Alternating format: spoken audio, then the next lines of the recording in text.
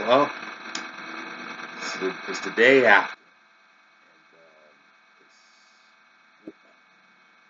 and I will try to find the words to describe what I saw last night. First off, let me just say, I post sports related videos on YouTube. More normally on Twitter. On Twitter at Clyde E. Dawkins. Follow me. Um, I I originally referred to myself as a California cheesehead go. On YouTube, I call myself the hardcore puckhead. But other than all of that, I am a passionate fan of women's wrestling. Have been for years,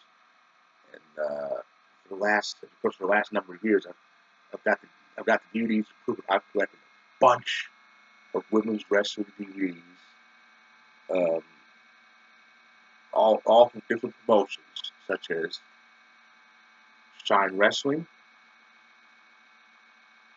Women's Superstars Uncensored, pretty much my favorite promotion at the moment, the North Carolina based Combat, Bellatrix Female Warriors, formerly known as the World Association of Women's Wrestling, emanating from Norwich, England, home of the Knight Dynasty, which includes Saraya Knight and daughter Brittany Knight, who we WWE fans know as Paige, and of course, the granddaddy of all of the promotions, Shimmer Women Athletes, been around since 2005, emanates from Berwyn, Illinois, and still going strong, and they've been completely responsible for most of the wave of female talent that's entered WWE the last few years. I have about 70 of these DVDs, and that's 70 plus and counting because I'm impatiently waiting for Queens of Combat 20 and 21 to be released on DVD. Those events just happened last weekend. As I said, I am a passionate women's wrestling fan because I believe, because I believe they do it so much better than the men, a thousand, if not a million times better than the men. What they do is an art form. I mean, it is. I believe it is so epic to see women not just compete athletically in the ring, but tell a story, tell the never-ending story between good and evil, light and dark, heroines and villainesses, and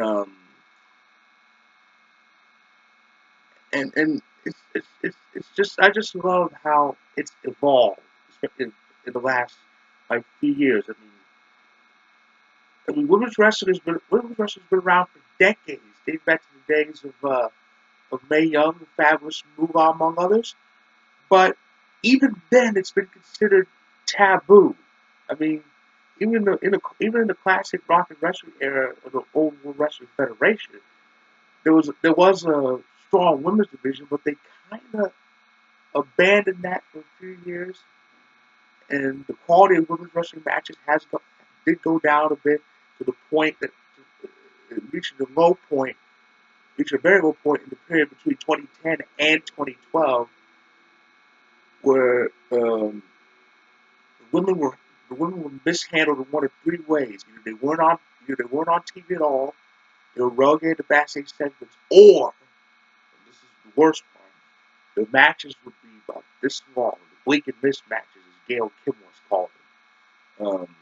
I'll give you an example. A standard NHL power play is 2 minutes.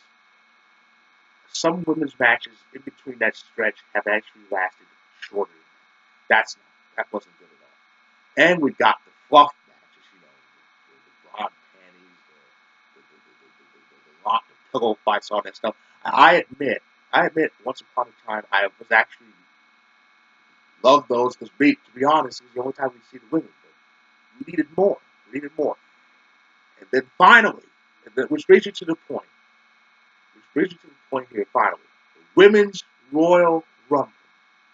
We have been begging for this for years. We have. I mean, we've been begging for women to have.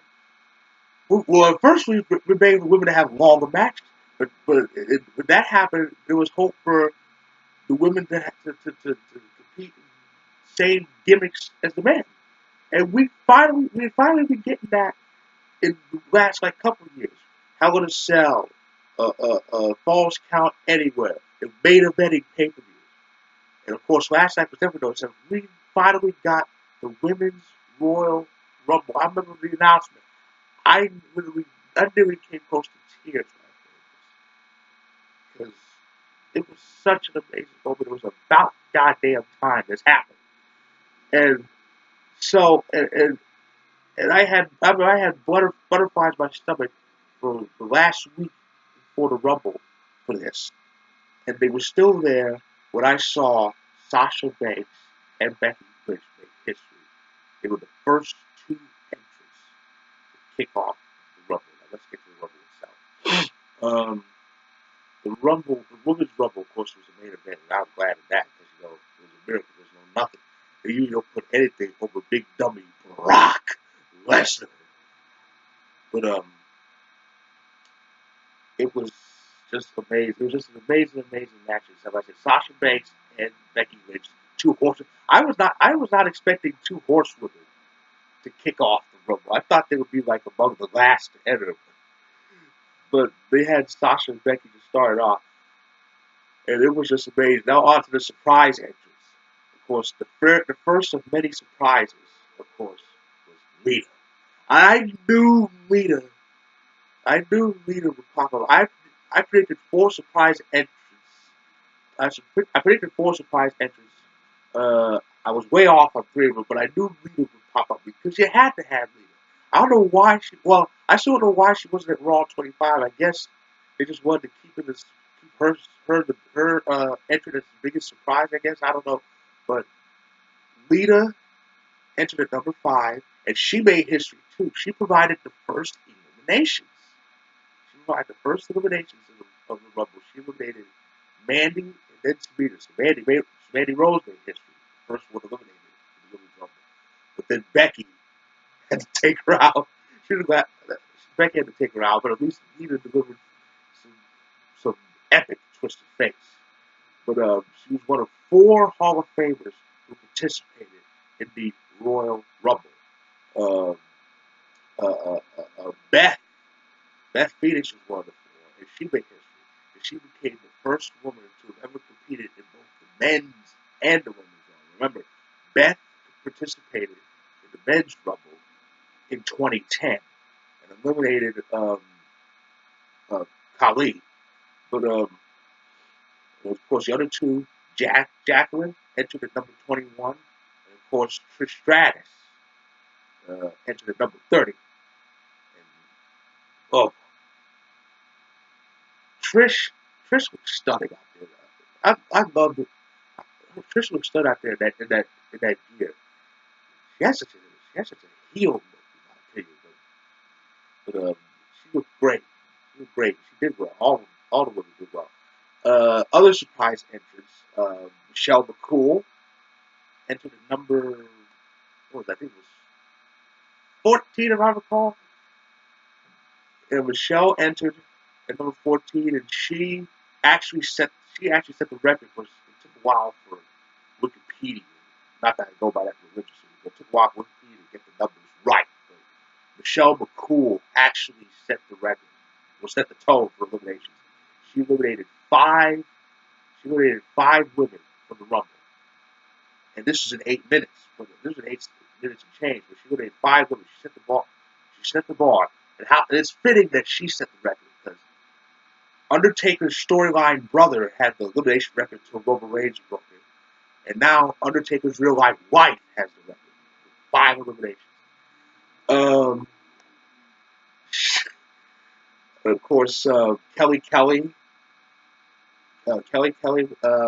entered. Molly Holly was an entrant. Now, she was an announced entrant, right? Because she said she was going to participate. And I love that Molly did her mighty Molly pose from the Attitude Era, and of course the Bellas returned as we all expected. Nikki and Brie entering at 27 and 28 respectively. In my opinion, the three biggest heels out of the surprise out of that match were Michelle, but she kind of had that persona a little bit. Michelle, Sasha. I think we finally got that Sasha heel turn we've been asking for, we've been hoping for, when she eliminated Bailey of all people. And Nikki, of course, Nikki hit that forearm, eliminated her sister with Shades of SummerSlam in 2014. But in all, I'm sorry, but in all the mayhem, who won? Who won the Women's Rumble? The first ever Women's Royal Rumble? None other than Asuka. And of course, yeah, Asuka won. I'll get to that a bit later because I have to mention Vicky. Who the hell expected Vicky to return? Oh my goodness, Vicky returned at Sweet 16 and pissed off everybody so much that they all kicked her out. She had the shortest time. She only lasted 57 seconds. So Vicky used the Santino out of the Royal Rumble. But she got a parting shot to Carmella. Why I don't know. But Sasha had the longest time. She lasted 54 minutes, so she was the Rey Mysterio out. But yeah, Asuka ended up winning. She lasted almost 20 minutes and lastly eliminating Nikki Bella. And it was a very predictable winner. But I don't care. It was the first ever Women's Rumble, and I enjoyed the holy shit out. It was so epic and long overdue, long overdue. And but we didn't get to hear Asuka make her choice because we were interrupted by Ronda Rousey. That's right, Ronda made her debut. We were expecting her in the match, but I don't think she was officially. I don't think she officially put pen to paper yet. That's why she debuted so late. And it's a full-time deal. I think the reports were like a multi-match deal. No, this is an all-in deal. She's all in on this WWE thing. She's gonna be all in on this for the long run, according to Ronda herself. And she pointed at the WrestleMania size. We were left with a lot more questions. Who's Ronda facing? Which champion will Asuka face? I hope she picks Charlotte. Charlotte versus Asuka. That would be a more epic encounter. Because I said she should have went to SmackDown anyway. Because all the women on Raw she's faced already, with the exception of Alexa, um, in the main stage.